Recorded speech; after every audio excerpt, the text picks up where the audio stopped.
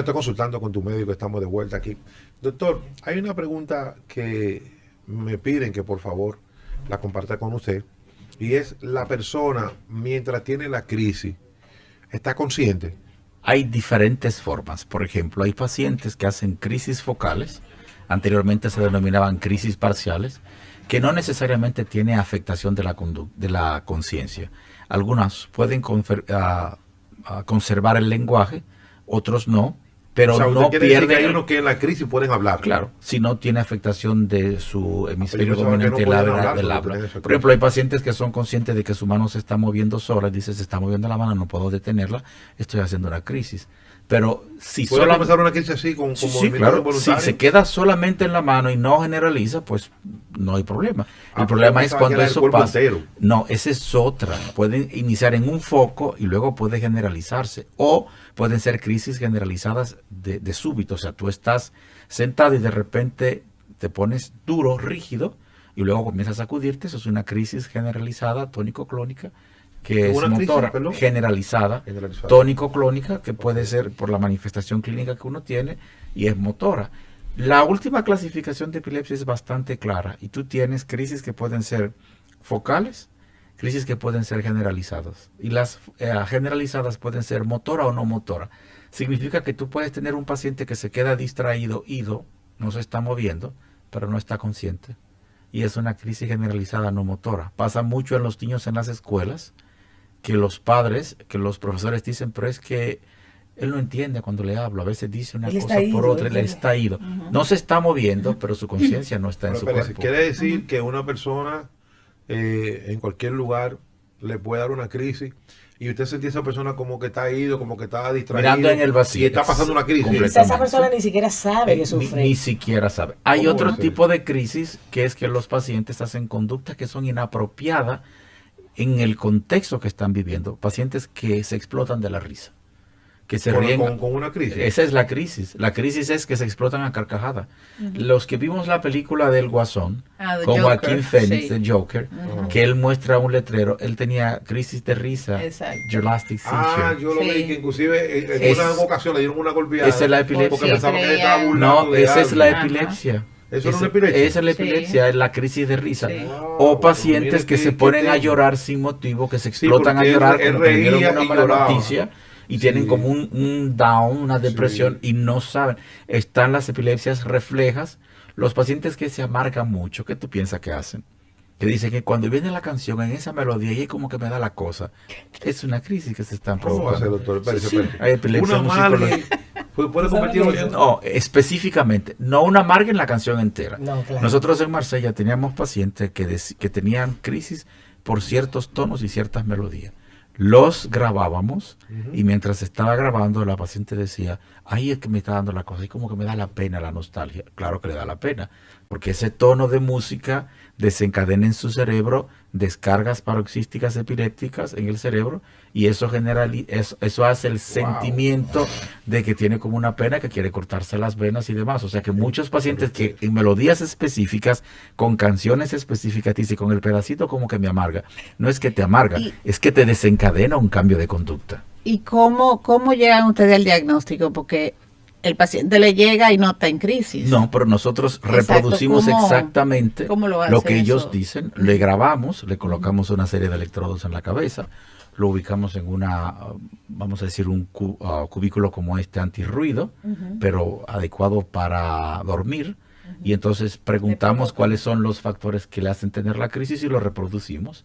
Y entonces lo ideal Ahí es... llegan al diagnóstico. Sí, lo ideal es reproducir la crisis que tiene el paciente, porque son crisis que tú estás manejando. A veces uno maneja las crisis por la historia que da la madre, por lo que da el padre, por la que dan los pacientes, por lo que dan los familiares, pero no por las crisis que uno como médico ve y constata.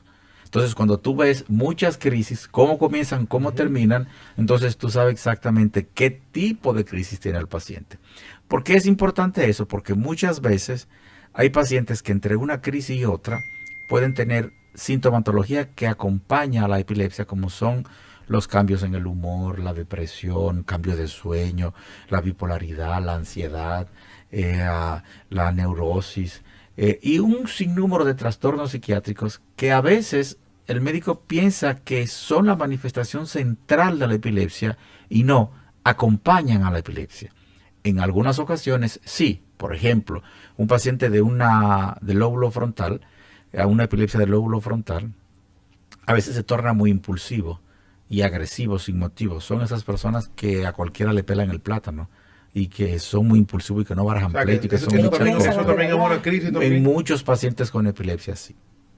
Pues mira, yo desconocía, pero hay una parte, doctor, y es que he visto y he escuchado de personas que confunden un ataque de epilepsia con un ACV.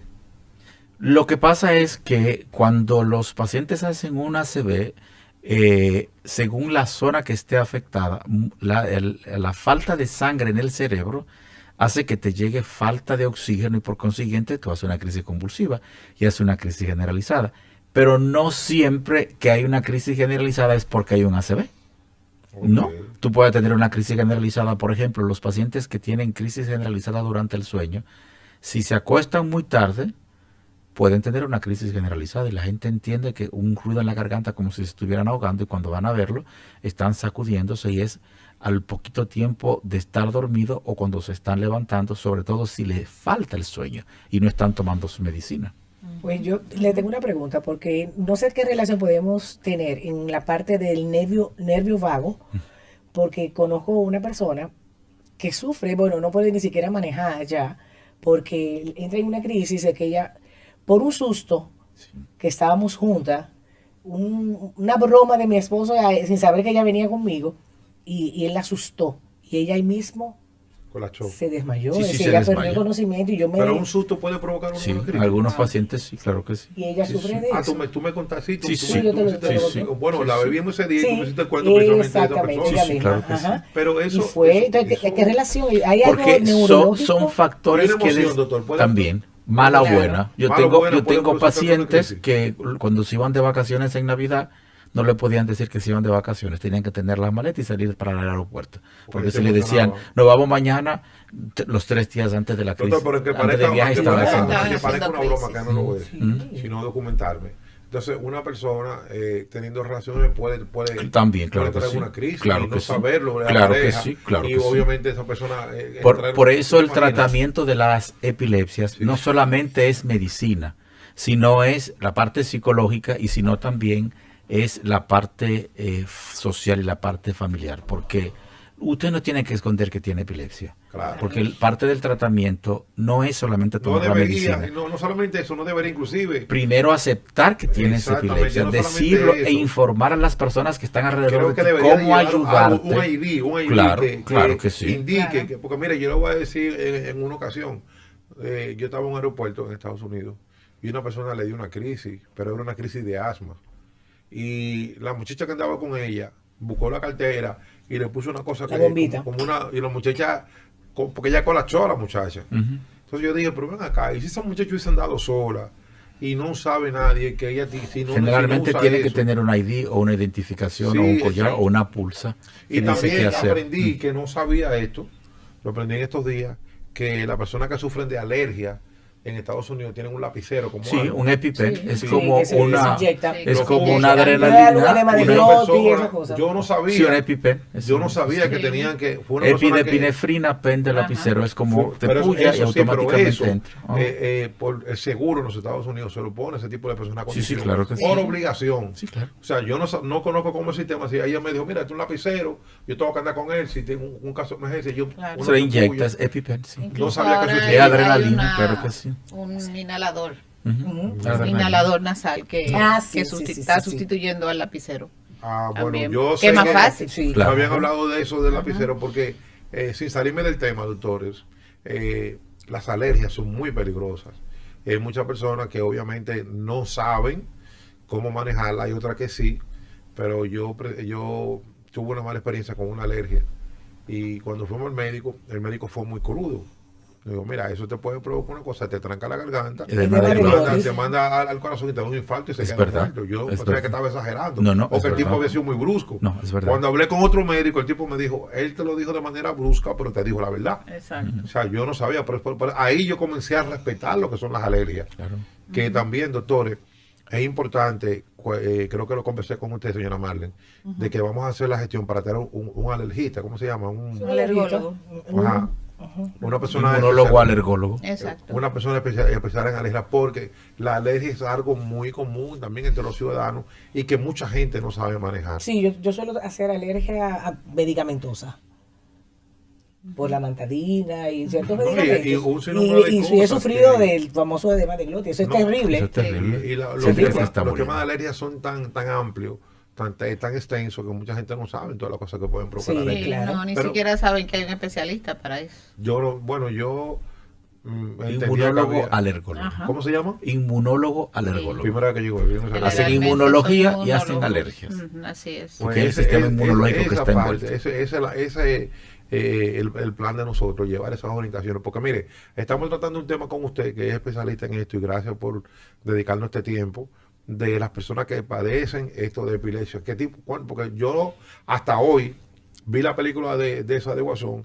Inclusive me recuerdo por qué le dieron una golpeada, porque la gente pensaba que se estaba burlando de No. un grupo de Sí, personas sí. No, y el tipo estaba pasando una crisis, No, que no, eso fue lo que no. le hizo más malo a él. De Eso fue lo que le sacó el odio, porque de hecho, Sí. muchos Era una niños, condición. Ajá. muchos niños tienen problemas en el comportamiento, problemas en la atención, problemas en la escuela y las personas piensan que es que se porta mal, que es malcriado.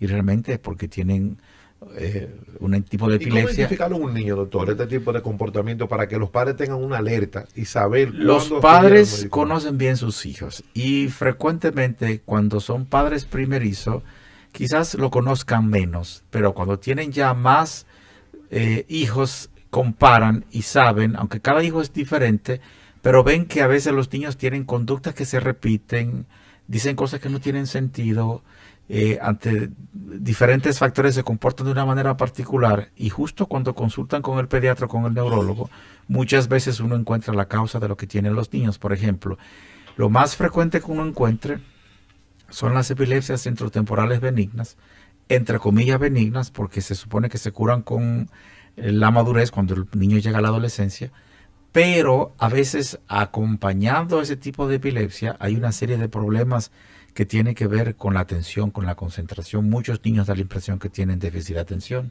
muchos niños dan la impresión que son hiperactivos, muchos niños tienen la impresión de que son impulsivos, y lo que tienen es epilepsia que se manifiesta durante el sueño, solo durante el sueño. Solo durante el sueño. Solo durante el sueño. A veces no presentan manifestaciones clínicas que tú veas, sino manifestaciones eléctricas.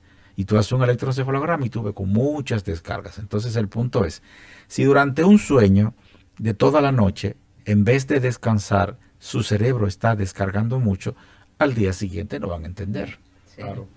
No van a entender. de la- Y si a eso le sumas muchos días y muchos años, entonces Con ese eso va a dar problema. al traste con la Claro. conducta, con el comportamiento, con Claro. el aprendizaje, cosas que se pueden con una sola medicina remediar sin problema. Doctor, ¿la Exacto. epilepsia es hereditaria o se puede desarrollar? Hay epilepsias que son hereditarias. Hereditaria significa que todas las generaciones tienen un paciente afectado.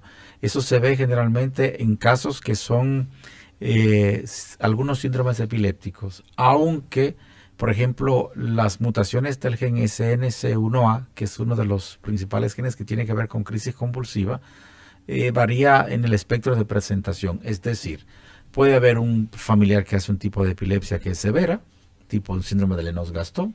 Puede haber otro familiar que hace un síndrome severo igual, que es síndrome de Dravet, que tiene que ver mucho con epilepsia con fiebre.